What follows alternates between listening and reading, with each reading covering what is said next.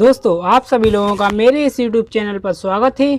आज के इस वीडियो के माध्यम से मैं आपको एकोमोडेशन एक्ट 1961 के अध्याय 4 के ऑब्जेक्टिव क्वेश्चन लेकर आया हूं। दोस्तों, मैंने अपने यूट्यूब चैनल पर अध्याय 1, 2, 3 और अध्याय 3A के ऑब्जेक्टिव क्वेश्चन वीडियो के माध्यम से आप लोगों को उपलब्ध करा दिए हैं और आपने अभी तक उन वीडियो को नहीं देखा है तो आप देख लीजिए। उनकी लिंक मैं अपने वीडियो के डिस्क्रिप्शन बॉक्स में दे दूंगा। इस वीडियो से दोस्तों एक भी ऑब्जेक्ट आपके एग्जाम में बाहर नहीं जाएगा। जितने भी ऑब्जेक्ट पूछे जाएंगे इसी वीडियो से पूछे जाएंगे। दोस्तों, इसलिए इस वीडियो को अधिक से अधिक लोगों तक शेयर कीजिए और आपको किसी भी ऑब्जेक्ट में प्रॉब्लम है तो आप हमारे कमेंट बॉक्स में कमेंट कीजिए। दोस्तों, चलिए अब हम जानते हैं इसमें जो पहला ऑब्जेक्ट पूछा गया था, भाड़ेदार द्वारा भूस्वामी को दिए गए किराए की रसीद भाड़ेदार को दिया जाना है। दोस्तों, इसका सी ऑप्शन है, एक आदेशात्मक प्रावधान है।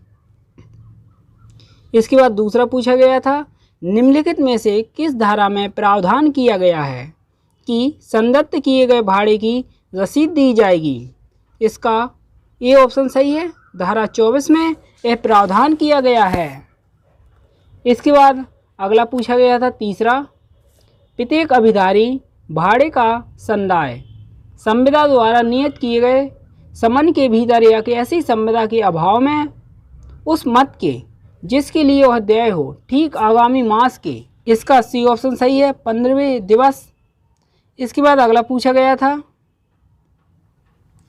प्रत्येक किराएदार संविदा में निश्चित अवधि के भीतर किराए का संदाय करेगा या ऐसी संविदा ना होने का संदाय करता है। इसका दोस्तों डी ऑप्शन सही होगा, जिस मास के लिए किराया संदाय है उसके ठीक बाद के मास के 15वें दिन तक। इसके बाद अगला पूछा गया था पांचवा, यदि कोई भूस्वामी या उसका प्राधिकृत अभिकर्ता अभिधारी उसे दी गई किराए की रसीद नहीं देता है या देने से इनकार करता है तो इसका बी ऑप्शन सही होगा, अभिधारी आरसीए को इस आशय का आवेदन करके उचित उपचार एवं प्रतिकर प्राप्त कर सकता है।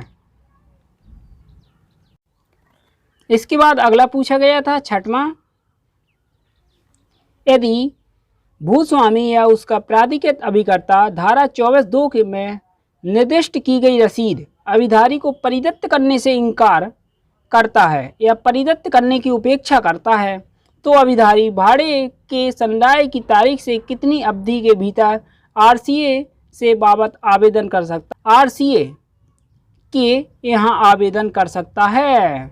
दोस्तों, इसका बी ऑप्शन सही है, 2 माह के अंदर वह आवेदन कर सकता है। इसके बाद अगला पूछा गया था सातवां, निम्नलिखित में से कौन सा कथन गलत है, यानी कि आपको गलत कथन बताना था। भाड़े की रसीद परिदत्त करने से इनकार करने के परिणाम स्वरूप अभिधारी द्वारा किए गए आवेदन की उचित सुनवाई के पश्चात आरसीए भूस्वामी को निर्देश दे सकेगा। इसका ए ऑप्शन सही होगा, वह अभिधारी को नुकसानी के रूप में ऐसी राशि का जो कि अभिधारी द्वारा संदत्त किए गए भाड़े की रकम के दुगने से अनधिक हो संदाय करेगा। इसके बाद अगला पूछा गया था आठवां, अभिधारी द्वारा युक्त समय के भीतर विनिर्दिष्ट रीति से भाड़ा निविदत्त करने पर यदि भूस्वामी प्रतिगृहित नहीं करता या रसीद परिदत्त करने से इनकार करता है या इस बारे में वास्तविक संदेह हो कि भाड़ा किस व्यक्ति को देय है तो अभिधारी किसके पास भाड़े का निक्षेप करके अपने दायित्व से उन्मोचित हो सकता है। दोस्तों, इसका सी ऑप्शन सही होगा, आरसीए के पास अभिधारी भाड़े को जमा कर सकता है। इसके बाद अगला पूछा गया था नौवां,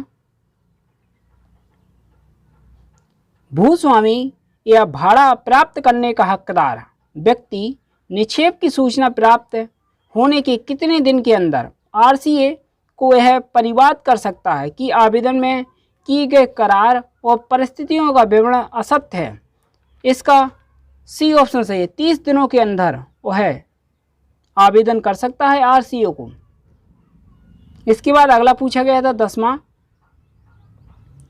निक्षेप आवेदन में प्रस्तुत विवरण तात्विक रूप से असत्य होने की दशा में आरसीए अभिधारी पर कितनी रकम प्रतिकर के रूप में संदत्त करने का आदेश दे सकता है?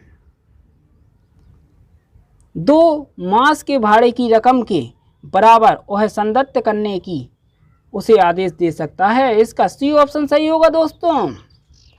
इसके बाद अगला पूछा गया था 11वां, आरसीए के पास विशेष परिस्थितियों में धारा 25 के अधीन निक्षिप्त किया गया भाड़ा विधिमान्य नहीं है, समझा जाएगा जब तक धारा 24 के अधीन निर्धारित वैध समय के कितने समय के अंदर भाड़े का संदाय किया गया हो। इसका 3 सप्ताह है दोस्तों। इसको आपको कन्फ्यूजन करेगा ये क्वेश्चन। आप कहोगे हमारे बेर एक्ट में कहीं भी 3 सप्ताह नहीं दिया हुआ है। ये धारा 26 के उपधारा 1 से दोस्तों ये पूछा गया था, वहाँ पर 21 दिन है, 21 दिन को ही दोस्तों 3 सप्ताह माना गया है, क्योंकि एक सप्ताह में 7 दिन होते हैं। 7 गुणे 3 बराबर 21, यानी कि टोटल हुए 3 सप्ताह। इसलिए इसका सी ऑप्शन सही था दोस्तों। यहाँ पर एग्जामिनर आपको कन्फ्यूजन करेगा, लेकिन आपको कन्फ्यूज नहीं होना है। इसका सी ऑप्शन है 3 सप्ताह। इसके बाद अगला पूछा गया था 12वां, किराएदार की शिकायत पर यदि यह समाधान हो जाए कि भवन स्वामी ने समुचित कारण के बिना किराया स्वीकार करने से इनकार किया है तो वह भवन स्वामी पर अर्थदंड लगा सकेगा। वह कौन है? इसका बी ऑप्शन सही है, आरसीए यानी कि भाड़ा नियंत्रक प्राधिकारी। इसके बाद अगला पूछा गया था 13वां, भाड़ा नियंत्रक प्राधिकारी के पास जमा किराया सम्यक औपचारिकता के पश्चात कितनी अवधि के व्यतीत होने के बाद राजसात हो जाएगी। दोस्तों इसका सी ऑप्शन सही है, 5 वर्ष बीत जाने पर वह जो राशि है आरसीए के पास जमा है वह राज्य सरकार की में जमा हो जाएगी, अगर आप उसे 5 वर्ष तक नहीं लेते हो तो। इसके बाद अगला पूछा गया था 14वां, संप्रहण का आदेश करने के पूर्व आरसीए संप्रहण की सूचना किसी स्थानीय समाचार पत्र में प्रकाशित करेगा। दोस्तों इसका बी ऑप्शन सही है, भाड़े की रकम 100 रुपये से अधिक हो। इसका बी ऑप्शन सही होगा। इसके बाद अगला पूछा गया था 15वां, यदि भाड़ेदार द्वारा आवेदन सही रूप में प्रस्तुत किया गया और भूस्वामी बिना किसी पर्याप्त उचित कारण के दुर्भावना पूर्वक भाड़ा लेने से इनकार करता है तब निम्नलिखित में से कौन भूस्वामी को अर्थदंड से दंडित कर सकेगा? यानी कि इसका बी ऑप्शन सही है, आरसीए दंडित कर सकता है भूस्वामी को। इसके बाद अगला पूछा गया था 16वां, भवन स्वामी एवं भाड़ेदार के बीच भाड़े के भुगतान हेतु कोई स्थान नियत नहीं किया गया हो तो भाड़े का भुगतान। इसका बी ऑप्शन सही है, भवन स्वामी के निवास स्थान में आकर करेगा वह। इसके बाद अगला 17वां,